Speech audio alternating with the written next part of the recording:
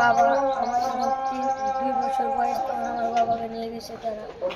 আমার বাবাকে দেখে খুব ইচ্ছা করে কিন্তু তাকে দেখতে পাই না। তাদের তো বাবা আছে, আপনাদের অনেক ছোট,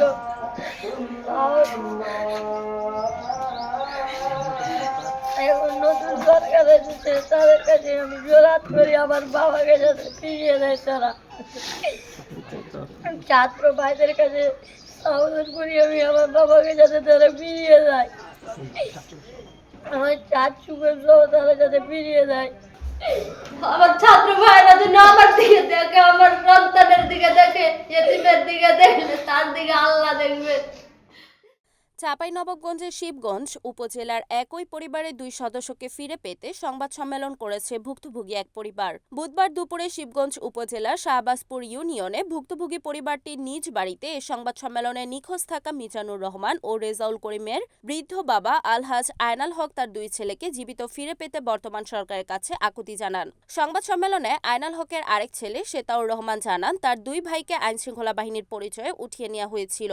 2016 সালের 17 আগস্ট বাড়ি থেকে বড় ভাই মিজানুর রহমানকে উঠিয়ে নিয়ে যায়। এর কয়েক মাসের মাথায় 27 ডিসেম্বর ছোট ভাই রাজশাহী বিশ্ববিদ্যালয়ের শিক্ষার্থী রেজাউল করিমকেও একই কায়দায় উঠিয়ে নিয়ে যাওয়া হয়। এরপর থেকেই 2 ভাইয়ের খোঁজ পেতে পুলিশ সহ বিভিন্ন সংস্থার কাছে ঘুরেছেন, কিন্তু তাদের অবস্থান সম্পর্কে নিশ্চিত হতে পারেনি।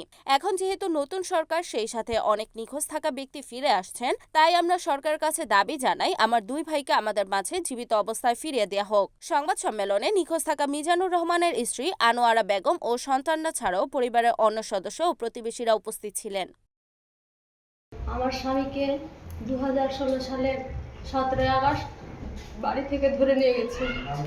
আমার স্বামীকে মর্জিন দারোগা ধরে নিয়ে গেছে। আমার 3টা সন্তান, আমার ছোট ছোট সন্তান, সে সন্তানেরাকে নিয়ে আমি কিভাবে আছি। আমার কাছে অনুরোধ, আমার এখন যে প্রধান সরকার হয়ে আছে তার কাছে আমার অনুরোধ যে আমার 3টা সন্তানকে নিয়ে আমি কত কষ্টে আছি। আপনারা জানেন আমার 3 সন্তানের কি ব্যথা, আমার স্বামীর কি ব্যথা।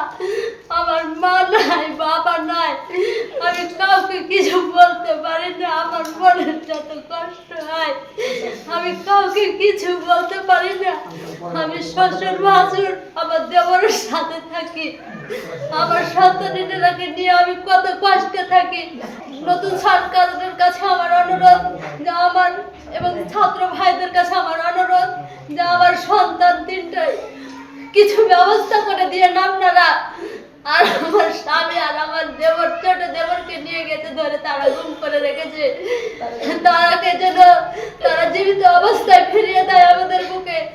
তাদের খোঁজ যেন তারা করে, তারা যেভাবে করছে আর অন্য ভাইদের ফিরিয়ে দিয়েছে ওইভাবে যেন আমার স্বামীকে আর আমার ছোট দেবরকে যেন তারা ফিরিয়ে দেয়, এটাই আমার অনুরোধ।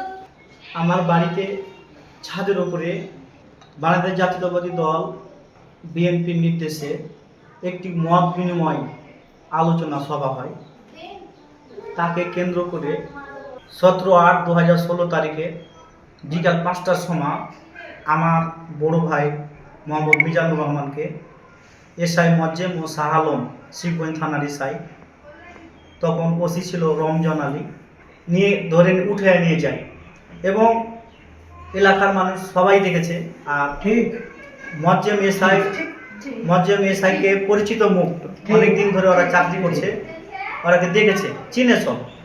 তাকে শিবগঞ্জ থানা যখন নিয়ে গেল, কিছুক্ষণ পর আমরা সবাই তার খোঁজ খবর নিতে গেলে রমজান ওসি অস্বীকার করে যে না, মিজানুর রহমানকে আমরা ধরে নিয়ে আসি।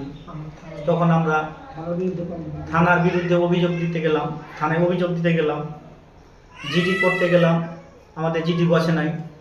জিডি করার দায়ে আমার ভাইনারাকে যারা গিয়েছিল তাদের নামেও একটা করে মামলা করেছে।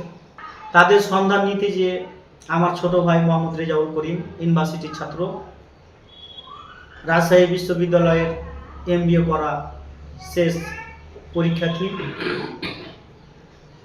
সাহেববাজার SS প্লাজা ছাত্রাবাস থেকে পড়ার টেবিল থেকে ডিবির পরিচয় দিয়ে রাত 10টার সময় উঠায় নিয়ে আসে এবং আমার এলাকায় আমার খোঁজে আমার বাড়ি নিয়ে আসে। তাকে আমার আব্বা প্রশ্ন করলে বলে যে আপনার ছেলের কোনো দোষ নেই, আপনার ছেলের হাতে দেখেন হ্যান্ডকাপ নেই, তাকে আমরা ছাত্রাবাস থেকে নিয়ে এসেছি, ওখানে যাই আবার রেখে দিব। আমার ছোট বোন বলে যে না, আপনারা নিয়ে এসছেন ভালো কথা, আমার ভাইকে আমাদের বাসায় রেখে দেন।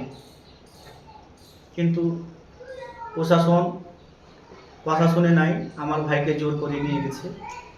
তাকে ছাত্রাবাসে না দিয়ে তাদের আত্মগোপনে রেখেছে। আমরা রাজশাহী বলিয়া থানায় জিডি করেছি 1/1/2017 তারিখে, জিডি নাম্বার 42। এই সময় অপেক্ষা করছিলাম যে কখন রাষ্ট্র পরিবর্তন হবে, কখন দেশ থেকে শেখ হাসিনা পালিয়ে যাবে, কখন আমরা এরকম একটা খবর শুনতে পাবো। যখনই আমরা শুনেছি, আমি প্রথম যখন টিভির হেডলাইনে দেখলাম শেখ হাসিনা দেশ থেকে পালাতো, তখন আবেগের সাথে ভিতরে কষ্ট হলো। আমি এলাকার মানুষকে অনেক মিষ্টি খাওয়াচ্ছি, আমি সবকে হাসির সাথে বলেছি, যদিও আমার হাসি বের হয়নি, তোমরা মিষ্টি খাও। কেন? হয়তোবা আমার পরবর্তীতে আমার হারানো ভাই দুটাকে আমি ফিরিয়ে পাবো। তাই অন্তর্বর্তী সরকারের কাছে সরকারের কাছে আমার অনুরোধ, সেনা প্রধানের কাছে আমার রিকোয়েস্ট, ছাত্র সমন্বয় ভাইরা আমার সরকার হয়েছে, আসিফ থেকে শুরু করে যে কয়েকজন ভাইদের কাছে আমার অনুরোধ, ভাই আপনারা এই রাষ্ট্র ডবল স্বাধীন করছেন। আমরা 1952 সাল দেখি নাই, বইয়ে পড়েছি। 1969 সাল ঘটনা জানি না, কিন্তু বই পড়ে আমরা ইতিহাস পেয়েছি। 1971 সালে স্বাধীনতা হয়েছে, বাবা মা বই বিধান পড়ে আমরা দেখেছি। কিন্তু আজ 5 আগস্ট 2024 তারিখে নতুন দেশ স্বাধীন হলো এবং আমরা সবাই মিলে স্বাধীন করলাম। রিপোর্ট মোহাম্মদ সিফাত রানা, NAN TV, চাঁপাইনবাবগঞ্জ।